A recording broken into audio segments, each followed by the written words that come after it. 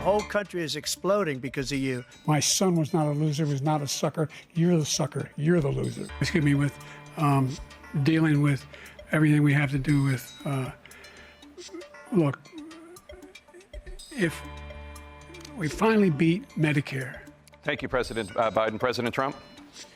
Well, he's right. He did beat Medicare. He beat it to death. I wasn't really going to run until I saw the horrible job he did. He's destroying our country. You have the morals of an alley cat. Give you a minute, sir. I didn't have sex with a porn star.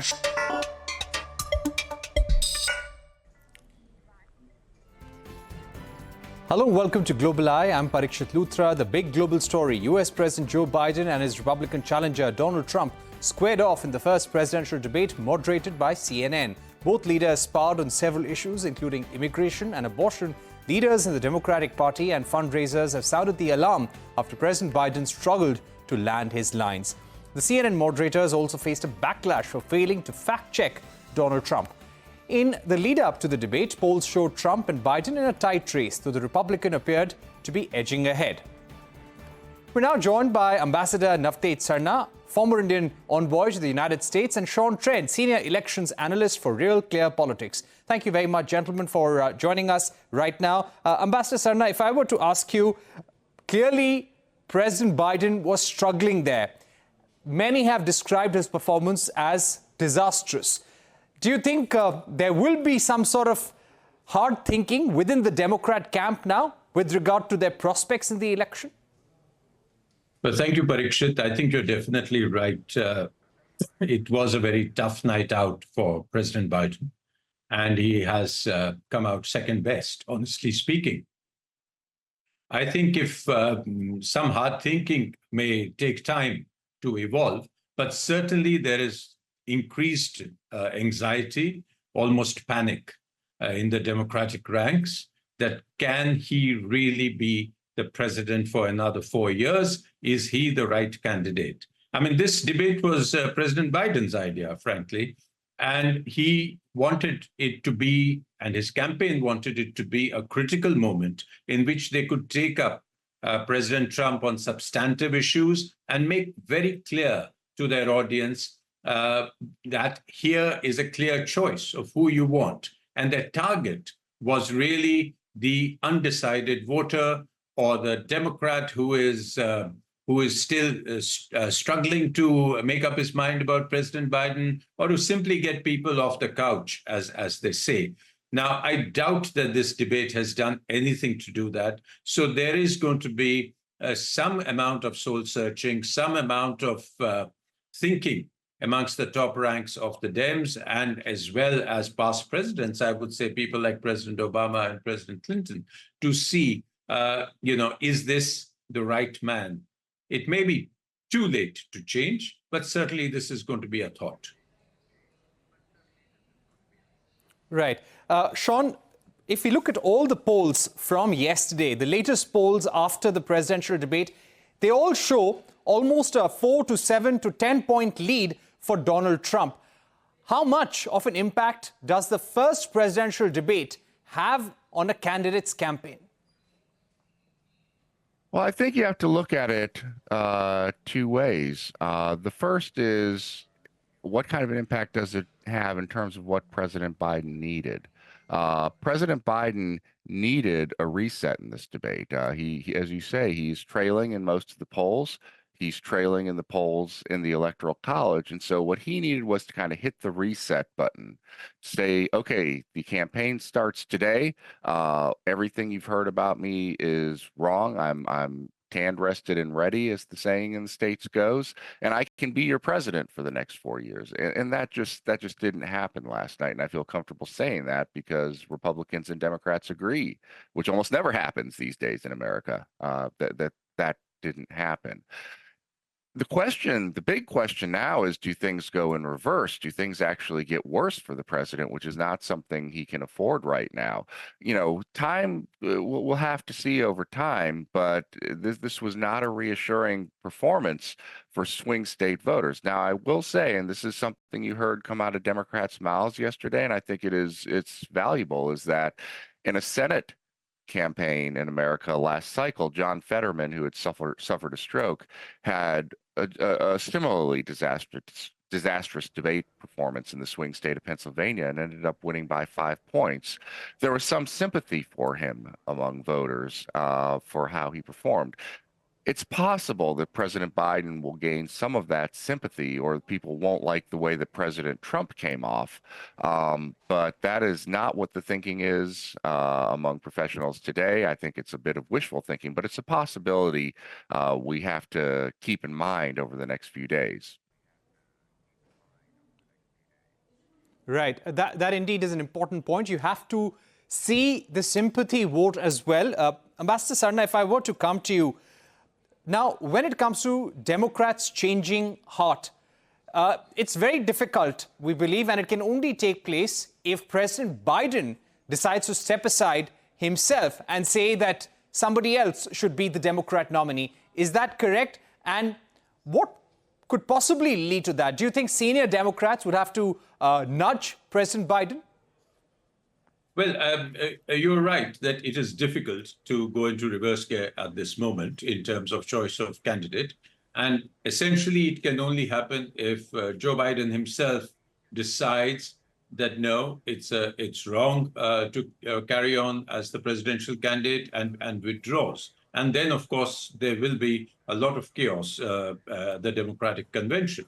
But until then, until he says so, I think it's not more than anything but wishful thinking and anxiety attacks. He did say immediately after the debate yesterday that let's go on and see you at the next one, which means that he had already rejected, for the moment at least, the idea of giving up. It's quite possible that you might see senior Democrats going up to him and passing the messages that, don't you really think so? But if he does, as I said, there would have to be, it would have to be possibly before the Democratic convention, through the roll call when it happens, or at the Democratic convention, because the state primaries have already been completed.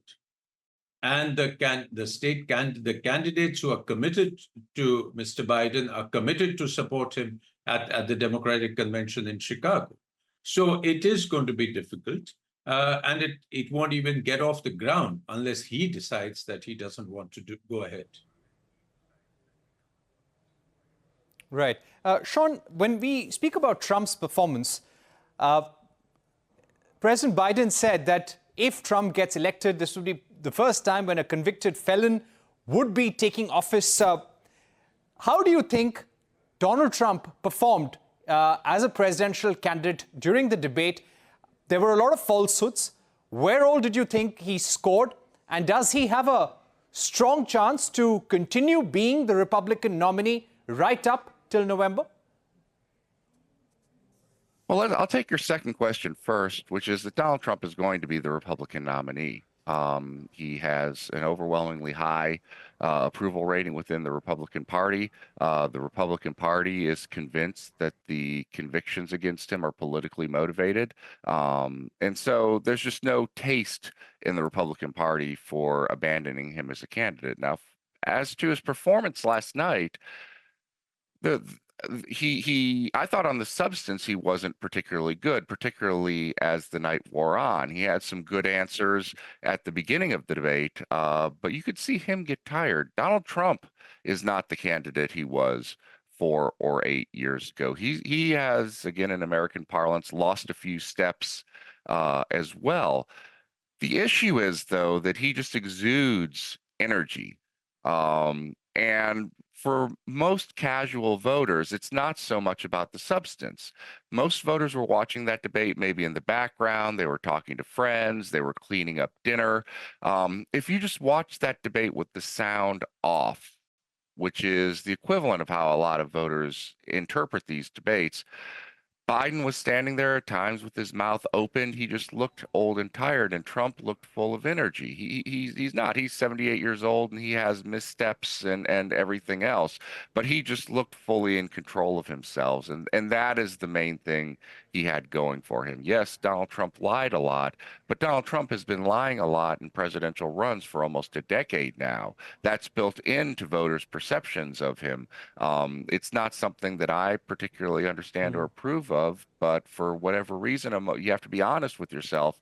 Among most voters right now, it doesn't seem to be affecting how they interpret his presidential run.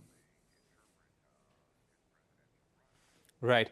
Ambassador Sarna, if I were to come back to you, in terms of changes in key policy vis-a-vis Russia, vis-a-vis Israel, vis-a-vis the global economy and relations with countries like India, how much could this drastically change with the Trump Republican presidency? Well, I think the foreign policy aspect of it was more than one would have expected, but still it did not dominate the debate. I think the one area on which there is a distinct difference is, of course, Russia, NATO, Europe. With Biden being in favor of a more, pushing America's global standing, of working with allies, of being a very strong supporter for Ukraine. And Donald Trump, if he were to be president, expected to be, again, isolationist, bringing NATO to book in terms of payments, etc. And he has already said it, that, he would settle the war while he was president designate. That means before he was inaugurated on January 20 next year. Now, with what magic wand he is going to do that, he has not yet revealed. As far as Israel-Gaza conflict is concerned, I think the two people have differed less.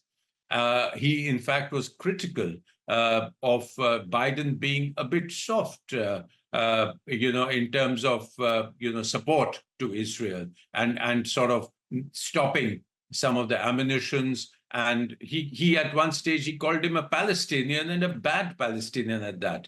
Now, this shows that, the fundamentals of Middle East policy are going to remain confused, are going to remain transactional. I don't think he didn't come out straight in favor of a Palestinian state or even a two-state solution.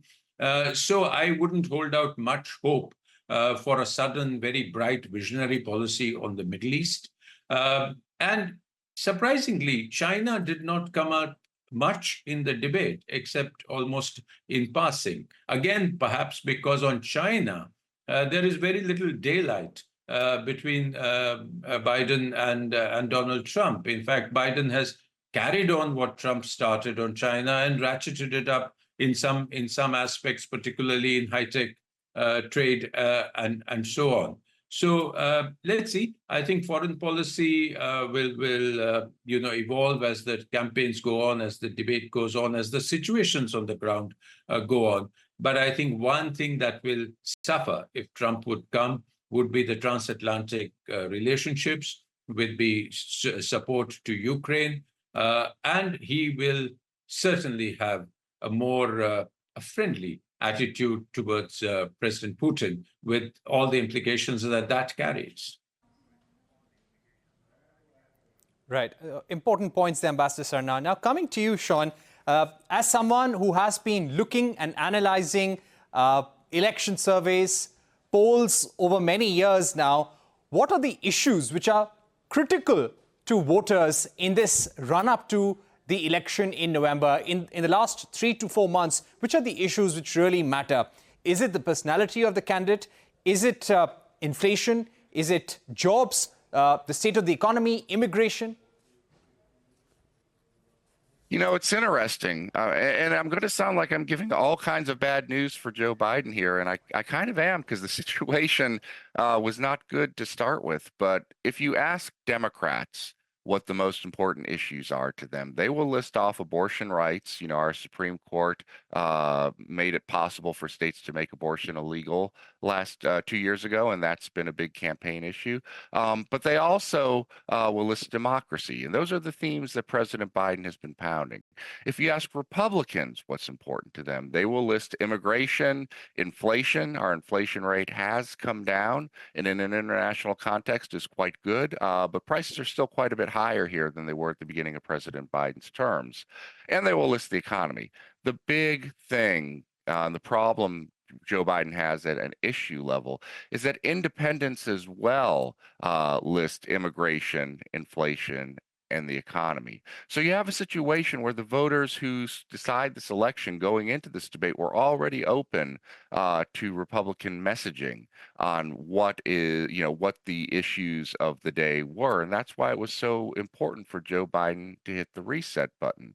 Again, this is something that astounds me, but it has come up in multiple surveys. If you ask people whether President Joe Biden's presidency has been a success, somewhere around 40% of Americans will say yes. If you ask Americans now whether President Trump's first term was a success, that number is up above 50%. These are just the cold numbers that we are getting. And so it just shows that President Biden was in a tough spot going into this debate. He needs to change the dynamic and change what the conversations in American households were. He'll have other opportunities. There'll be a second debate. There'll be the convention. So, hope for him is not lost. But this debate really was a huge missed opportunity on a campaign playing field that right now clearly favors former President Donald Trump. All right, we've run out of time, but Ambassador Sarna, Sean Trent, thank you very much for joining us on the program. Interesting times ahead as far as the election in America goes, and we'll keep out for all the big developments. Time for a short break here on Global Eye, but don't go anywhere. The UN is holding a two-day conference of global envoys in Afghanistan in Doha. This will be the first time the Taliban will be attending the conference. We will discuss the possibility of Taliban's recognition, impact on India with Anju Gupta, security analyst and former DGP of Uttar Pradesh on the other side.